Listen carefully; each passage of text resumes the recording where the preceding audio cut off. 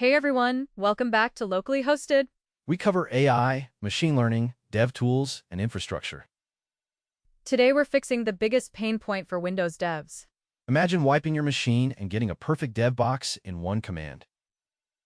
That sounds like magic, but it's actually Microsoft's Windows Developer Config. It's a repo with declarative, CI-tested configs for Windows dev boxes. Okay, but why do we need another setup tool? Because manual setup is error-prone and non-idempotent. Idempotent means running it twice gives the same result, right? Exactly. It's safe to rerun on an existing machine without breaking things. So, what exactly does this tool actually install? It installs PowerShell 7, Git, GitHub CLI, VS Code, and .NET SDK 10. Wait, .NET SDK 10? That's cutting edge. Yes, plus Python 3.13 with UV, Node.js, and OhmyPosh. That's a lot of heavy lifting in a single command. It uses winget configure under the hood for all that automation. Do I need to enable anything special to run this? Just run winget configure on enable in PowerShell first. Okay, so how do I actually trigger the full setup? You run winget configure f.windows dev config.dev config.winget. And what happens when I run that command? It installs tools, applies settings, and bootstraps WSL plus Ubuntu. Does it handle the terminal setup for me too?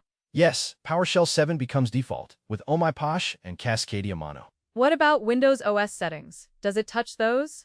It sets dark theme, developer mode, long paths, and cleans up edge policies. That sounds like a complete workstation transformation. It turns a fresh Windows 11 box into a distraction-free dev environment. But I heard there's a catch with the WSL part. Yes, enabling WSL requires a hard reboot. A hard reboot? That's not exactly seamless. It's one reboot plus about a minute of post-login work. Does it remember where it left off after the reboot? Yes, a run-once task picks up the configuration after you sign in.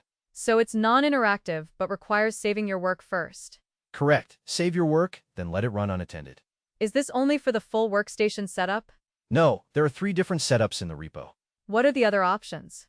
WSL Comfort for a polished shell or single-language workloads. Single language workloads, like just Python? Yes, Node, Python, .NET, Rust, Go, Java, PHP, WinForms, or WinUI 3.